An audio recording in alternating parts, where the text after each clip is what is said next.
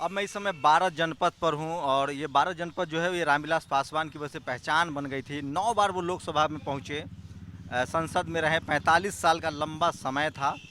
और 12 जनपद जब इस तरफ से आप कभी भी निकलेंगे तो रामविलास पासवान का ये घर है, बड़े बड़े होर्डिंग्स बैनर लगे रहते थे। शाम 4 बजे उनका जो पार्थिव शरीर है वो पटना ले जाया गया है और वहाँ दिन भर आज उन लोगों के लिए कल 10 बजे या 12 बजे के आसपास उनका जो अंतिम संस्कार है वो किया जाएगा।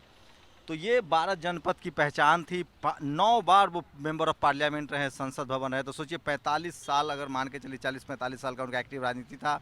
1977 में वो हाजीपुर से सांसद बने थे, मैं आपको दिखाऊंगा। अमूमन हाजीपुर के लोगों के लिए अलग से इन्विटेशन होता था, वो हमेशा ये खुला रहता था।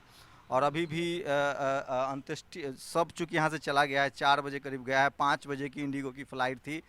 पटना में उनका रखा जाएगा। बिहार के थे, कर्मभूमि थी उनकी और बिहार की राजनीति में, देश की राजनीति में बहुत कद रखते थे। तो सन्नाटा है एकदम से। और ये देखिए, ये चिराग पासवान का दफ्तर है, ये उनका आवास था। हज़ारों बार मैं कहूँगा कि मुझे अंदर जाने का मौका मिला। और ये तमाम जो ऑफिस देख रहे हैं, एक समय हुआ करता था जब यहाँ एम्स में जो मरीज आते थे उनके इलाज के लिए यहाँ व्यवस्था हुआ करता था, उनका इलाज होता था, काफ़ी जगह थी। तो ये समझिए कि जब से वो मेंबर ऑफ पार्लियामेंट बने उसके बाद से ये लगातार ये घर उनके लिए रहा। बीपी सिंह की सरकार में मंत्री बने, उस समय भी ये घर मिला उनको। और उसके बाद नरसिम्हा राव की सरकार को छोड़ दे तो देवगौड़ा की सरकार में, गुजराल की सरकार में, उसके बाद तमाम जो सरकारें बनती रही, वाजपेयी की सरकार में, मनमोहन सिंह की सरकार में लगातार मंत्री हुए। तो ये जो 12 जनपद है इसकी एक पहचान बन गई थी रामविलास पासवान। तो लंबा एक राजनीतिक जीवन रहा उनका। और जिस तरह से वो पुलिस में, यूपीएससी में वो सिलेक्ट हुए थे, उसके बाद से सामाजिक बदलाव के लिए उन्होंने काम करना शुरू किया।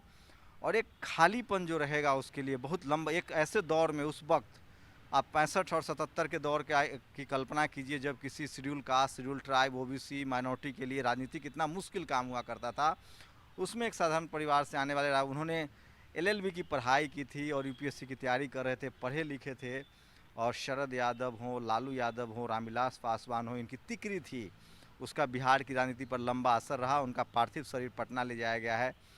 कल 10 अक्टूबर को उनका अंतिम संस्कार होगा। ये एक बात तो आप समझिए कि राजनीति में उन्होंने एक बड़ी लकीर खींची है। और तमाम लोग, तमाम सहमति हो सकती है, आपकी असहमति हो सकती है, लेकिन जब भी वो सत्ता में रहें, जो सामाजिक न्याय की बात हो, सोशल जस्टिस की बात हो, उससे उन्होंने कभी मुंह नहीं मोड़ा। सरकार किसी की हो, वो कोई भी मंत्री हो, लेकिन जब समाज की बात आती रही तो उन्होंने आवाज़ उठाई। और शायद इसलिए उनको दलित नेता, दलित नेता, दलित नेता कह के प्रचारित किया गया। सच्चाई ये थी कि लंबी रेस के घोड़ा थे और उनको कहा जाता था कि वो मुख्यमंत्री मटेरियल हैं, प्रधानमंत्री मटेरियल है। ऐसा हो तो नहीं पाया, लेकिन उन्होंने एक लंबी पारी खेली। भारतीय राजनीति में टिके रहना बड़ी बात होती है, ऐसा होता नहीं है अमूमन। आप या तो आकाश पर जाते हैं या फिर आप ख़त्म हो जाते हैं। लेकिन उनके बारे में कहा जाता था, हम लोग जब बच्चा थे, मैं खुद हाजीपुर से हूँ, मैंने लंबे समय से उनको देखा है।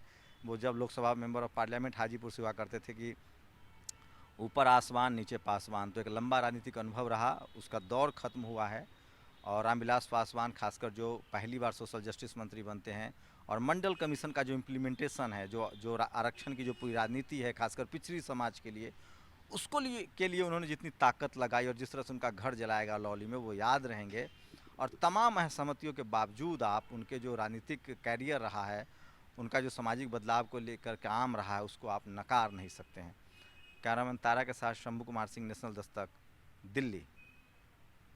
नेशनल दस्तक की आपसे गुजारिश है कि अगर इसको बचाना चाहते हैं तो नेशनल दस्तक को सब्सक्राइब करने के लिए रेड कलर के सब्सक्राइब बटन को दबाएं, फिर बेल आइकन की घंटी दबाएं। नेशनल दस्तक को बचाने के लिए बहुत जरूरी है कि हर खबर को शेयर करें, लाइक करें, कमेंट जरूर करें।